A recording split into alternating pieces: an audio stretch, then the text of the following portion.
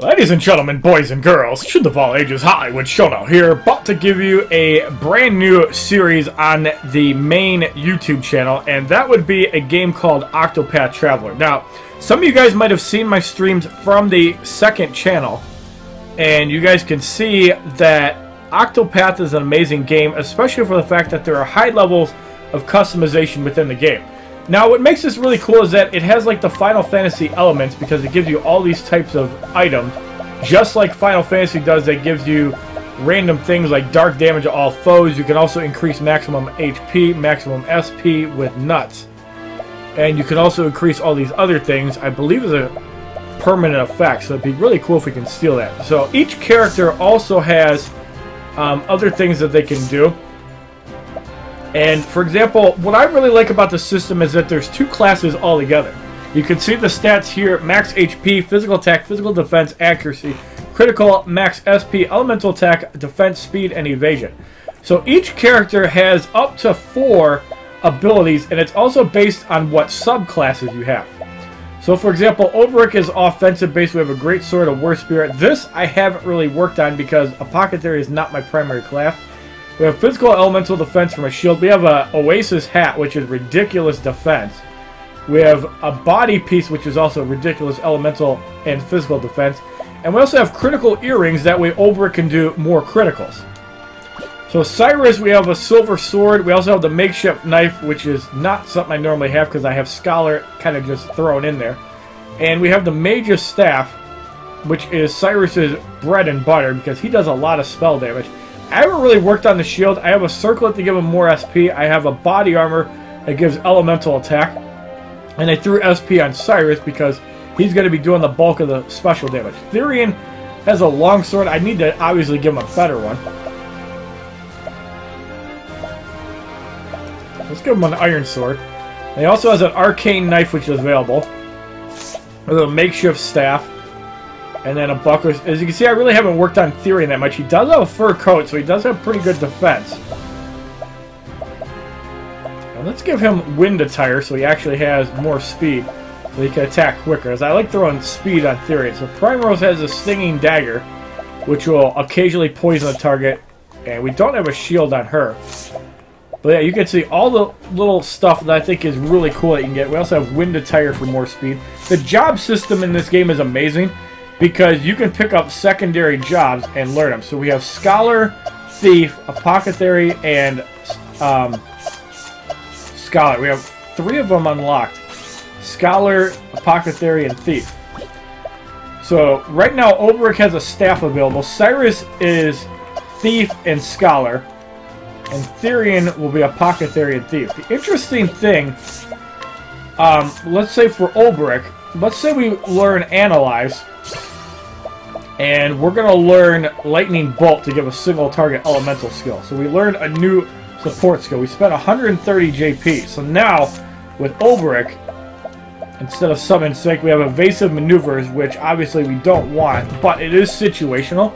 Cover is pretty good because you can absorb single target damage for all allies who are near death. Summon Strength increases the physical strength of the equipping character by 50. So if you're doing melee attacks, if you're doing ranged attacks, you're going to do more damage. So Endure, when the equipping character is affected with poison, sleep, confusion, blindness, silence, terror, unconsciousness, there's physical and elemental defenses are enhanced, and Inspiration, which each successful standard attack that doesn't use SP, you gain SP equal to 1% of the damage you deal. So, for example, if you're using Apothecary on Olberic, he's just going to be able to heal a ridiculous amount. Now, for Cyrus, we have Cover, which is available. We have Percipience, which prevents the party from being surprised by foes. So basically, if Cyrus has this equipped, the enemy cannot surprise you. And then we also put Summon Strength on from the Warrior class, and Elemental Augmentation is a really powerful ability with the Scholar class, and I recommend every caster get that as soon as possible. I believe you need 4. Now, Therian only has Thief skill, so when using a non-damaging skill on foe, there's a 50% chance that you will attack. So basically, when you steal, you're going to have a chance to slash, which is pretty cool. And then Fleetfoot increases the character's speed by 50. Increasing speed means that you're going to be attacking earlier every round. And when you use steal or collect skills with Therian, you're going to gain double the loot. So, for example, if you gain a bunch of skills with Therian, or even the Thief class, you're going to get double the loot. So you're going to steal more money. And this would obviously be apparent if we had the Merchant class, which I definitely want to work on. So Primrose currently has the show will go on. Status augmentation will grant allies. You grant to allies will persist for 1 additional turn. So instead of offense up lasting for 1 turn, it'll last 2. And this is evident. Let's unequip that, for example. So let's unequip the support skill that Primrose has. So we have none. So now, if we learn a skill with Primrose, you can see it augments a single ally's physical attack for 2 turns or elemental attacks for 2 turns. So now we're going to re-equip it.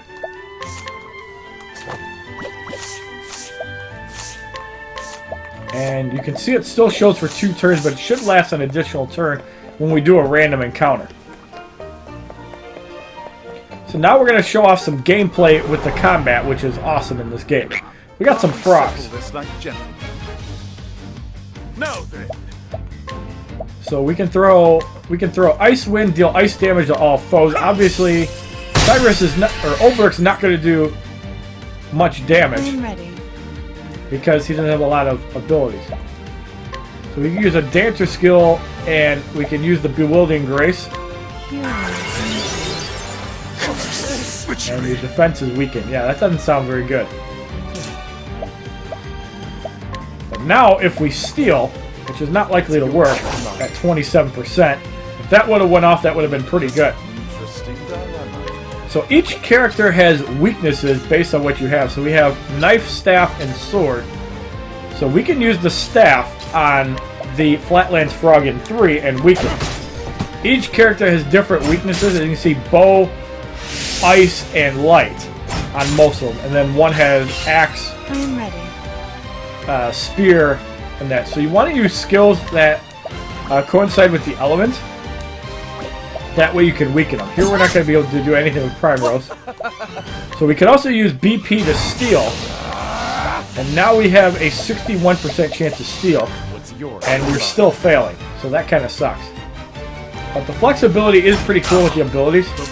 So we have a Scholar skill again. So let's do a BP enhanced Ice Wind. So now you can see the damage enhanced. And we even eliminated somebody. So now we can steal. Let's use that. So you can see it went up 30%. And we can guarantee a steal. So we stole a Nox Root.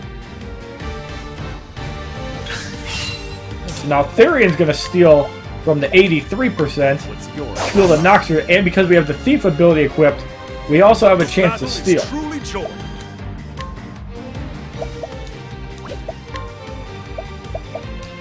We can also analyze. And this might also attack. No, it does not. Let's see if we can get that to work, actually.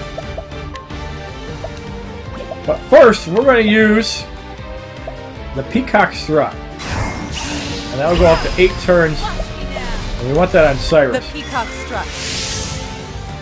So you can see that it buffs it to 9. So 9 turns of elemental juiciness. Now, we don't have any BP, unfortunately, but look at the damage it's going to do. Even 600 without any BP is pretty good. We'll show that off again later on once we use 3 BP, but that's basically the gist of it. So, you get money for not taking any damage, you get bonus XP if you break the enemy, and you get bonus job points if you win in the first round, which is pretty easy to do if you're using all attack abilities. Let's go to the North Atlas Dam Flats, work our way north. Danger level 11, which a stream obviously does not get to see when I'm normally playing, and Polar Fury playing Splatoon 2. Alright. Come on, I've got better things to do. So, we have Bow, Frost, and Staffs. And then you can see the SP that Olberic gained. We really don't have anything that will hit the frogs easily. We can do that in the first round, but let's actually do this. I am ready. So we can use the blue dancer from Primrose to summon a slash attack, which Primrose does not have. And that'll hit a random person. So let's get the Shaggy Meat weakened.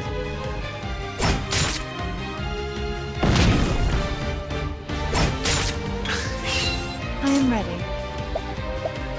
And we already have the character summoned, so we can use the Moonlight Waltz to also weaken the Shaggy Meat. So let's do that. So that one's broken. Out of my way.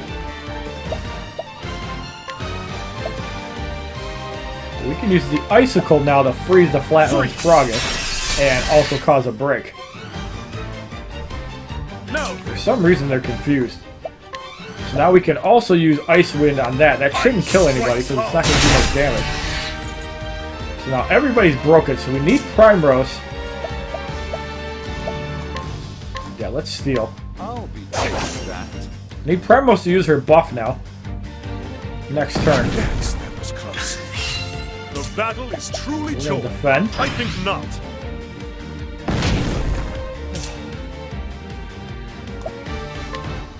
And we're going to steal again. It's yours, not mine. That time we failed to steal. We Primrose to go before Cyrus. There we go. So now we're going to do it. Peacock Strut again on Cyrus. The peacock. And now we're going to use a Frost attack, and you can see the ridiculous damage that we're going to put out. They're all busted. Now, what next?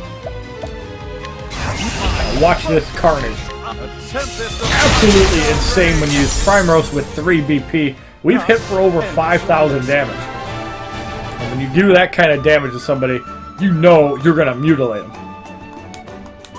So that's that aspect of the game. Now, in our final demonstration, we're just going to massively overkill the enemy. So we're going to run into a random encounter. But it's pretty cool, the customization. And there's 12 total jobs altogether. So there are hundreds of combinations that you can use. So in this one, I'm just going to do this. I don't think we can win in the first round. We did knock one of them out. We're going to take no damage. Possibly because of the grooming, but can we win in the first round is the question. Let's use HP Thief. That's going to be the best attack. We're definitely going to need Cyrus to pull a home run here to win in the first round. We can use this on Olberic, get the physical attack up, and then use our high damage single target slash, and hope that we can finish him off with the cross strike. No, we don't. So we're not going to be able to dominate in the first round to get more JP. But if we can win and not take any damage, we'll also gain more money. So I don't know what that did. So let's use a fireball. Still not weak enough.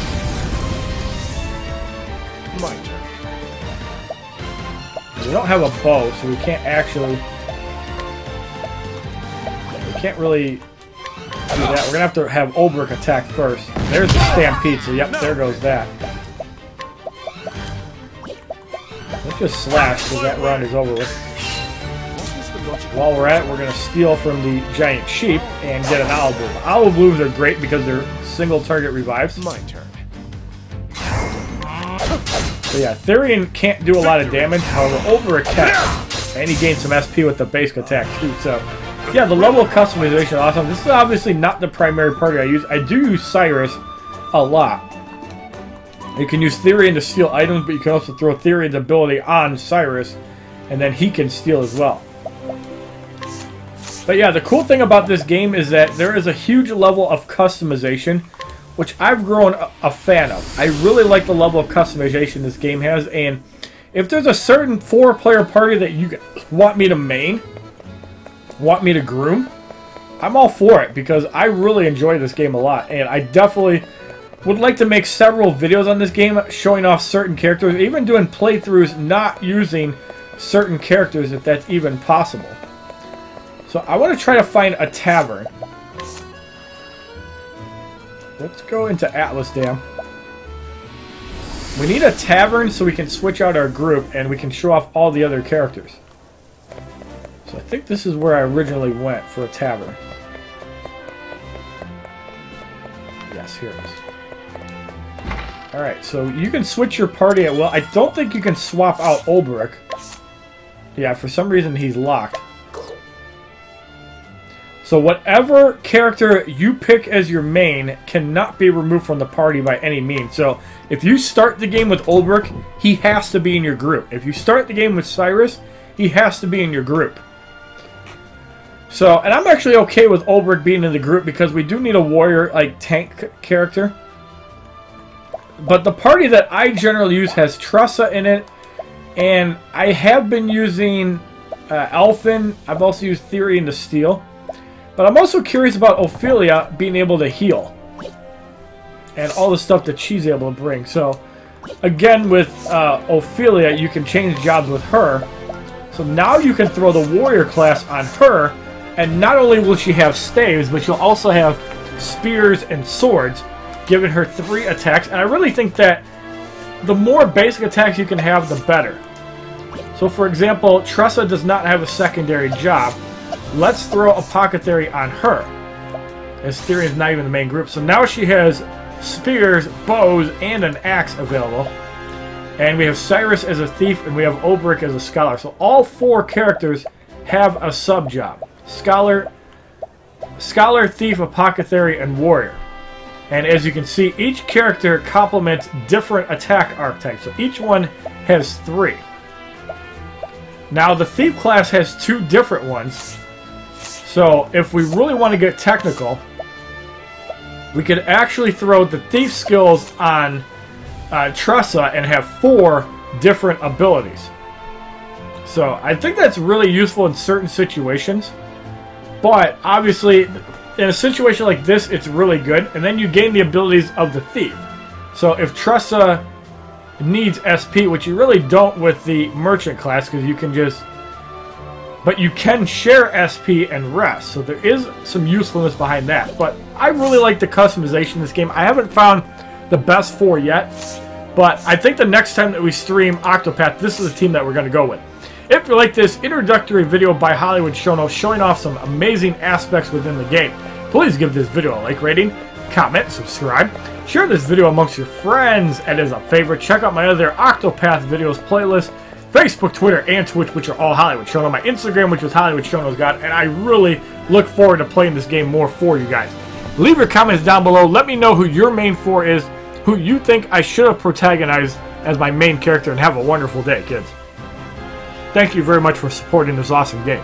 www.youtube.com/HollywoodShono. Subscribe, bitches!